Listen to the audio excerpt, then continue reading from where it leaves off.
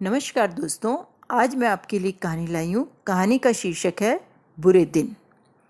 एक महिला थी जिसका नाम सुमिति था। वह जौहरी की दुकान पर चूड़ियाँ खरीदने जाती है। जौहरी उस महिला के परिवार को पहले से ही जानता है। उसका परिवार बड़ा ठाट बाट वाला था, परंतु अब परिस्थितिवश उनका वो ठाट बाट नहीं रहा। जौहरी सेल्समैन को इशारा करता है कि उसे चूड़ियाँ दिखाए। सेल्समैन उस महिला को चूड़ियाँ दिखाने लगता है। वह सेल्समैन की नज़र बचा करके एक जोड़ी चूड़ियाँ अपने बटुए में सरका लेती है। रात दिन काम करने वाले सेल्समैन की नज़र से वह कैसे बच सकती थी। सेल्समैन ने देख लिया कि इसने चूड़ियाँ चुरा ली हैं। उसने अपने मालिक को सांकेतिक भाषा में इशारा किया तो जौहरी ने उसे चुप रहने के लिए कहा। जौहरी बोला, मालिक का मालिक कौन? यदि चीज़ पसंद आई है तो रख ले, और यदि चीज़ नहीं पसंद आई है तो वापस रख दे। जब पैसे हों तब 10-5 दिन में वापस ले जाए। महिला ने ये सुनकर भी चूड़ियाँ वहाँ नहीं छोड़ी और चुपचाप वहाँ से निकल गई। सेल्समैन ने जौहरी को कहा कि आपने उस महिला को पकड़ा क्यों नहीं? जौहरी ने कहा, यदि मैं इन सब के सामने उस महिला को पकड़ता तो उसकी इज्जत क्या रह जाती। उस प्रतिष्ठित महिला के लिए तो वह मृत्यु के समान होता। रात्रि के समय जौहरी खाना खा करके उस महिला के घर गया। जैसे ही महिला ने देखा कि जौहरी उसके घर आया तो वो घबरा गई।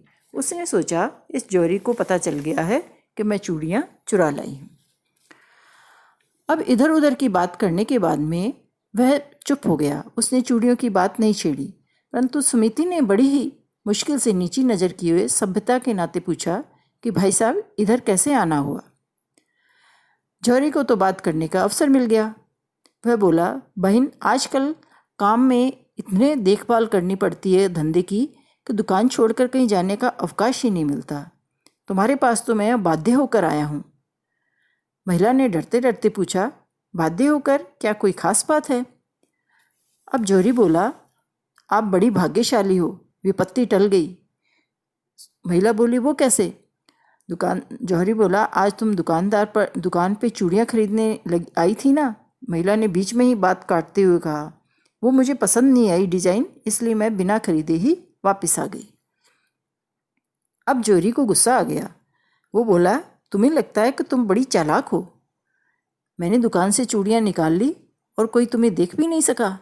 चोर की एक नज़र तो साहूकार की 100 नज़र होती है। तुमने ये कहावत तो सुनी होगी। बटुए में चूड़ियाँ सरका दी और इसका पता हमारे सेल्समैन को लग गया था। यह सुनते ही उस महिला का मुंह काला पड़ गया।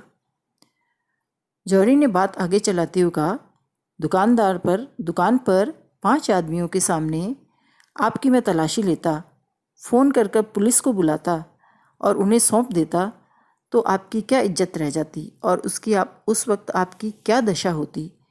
मुझे तो मेरी चीज़ मिल जाती, पर एक बार गई हुई आपकी इज्जत वापस नहीं मिलती। मनुष्य के जीवन में बुरे दिन भी आते हैं, यह मैं जानता हूँ, पर उस कसौटी के काल में यदि मनुष्य घर की और कुटुंब की इज्जत आबरू बचाए रखते हैं तो बहुत अच्छी बात होती है। ये बात सीखनी चाहिए आपको।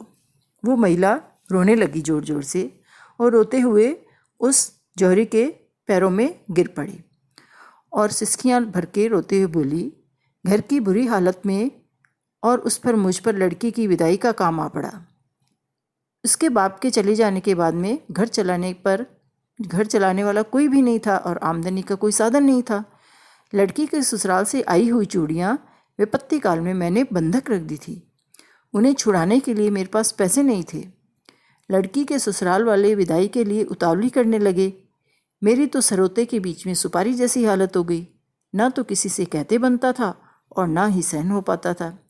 इस स्थिति में मैंने पहले सोचा मैं जहर खा लूँ, परंतु जहर खाने का फिर दूसरा कोई उपाय नहीं था। ऐसा करने पर लड़की के सिर पर काला टीका लग जाता, उसकी ज़िंदगी धूल में मिल जाती। इसे बचाने के लिए मुझे ये नीच उपाय करना पड़ा। एक बार लड़की तो जैसे तैसे कुशलता के साथ ससुराल भेज दूँ, फिर जो मेरा कुछ होगा सो हो जाएगा। यह सोचकर मैंने ये जघन्य अपराध किया। जौहरी उसे देख करके बड़ा दुखी हुआ, उसकी बात सुन करके बहुत दुखी हुआ और वो निरंतर आंखों से अश्रुधारा बहाई जा रही थी। मनुष्य को परिस्थिति कितना लाचार और विवश कर देती है। जौहरी सोचने लगा। जौहरी ने कहा, ठीक है बहन, जो होना था सो हो गया। तुम्हारी लड़की की शादी में गोने में चूड़ियाँ मेरी तरफ से दी जाएंगी, ऐसा तुम मान लो, और अब रो मत। इतना कहकर जौहरी खड़ा हो गया। जौहरी को विदा देने के समय कृतज्ञता व्यक्त करने के लिए उस महिला की वाणी लाचार हो गई थी। उसने दोनों हाथ जोड़कर, उसकी आंखों से पश्चाताप की अश्रुधारा बह रही थी। भगवान ऐसे बुरे दिन किसी दुश्मन को भी ना दे। वह हाथ जोड़कर उस जौहरी को कह रही थी कि तुम आए हो। जौहरी को कहने लगी कि तुम मेरे लिए देवता के समान हो।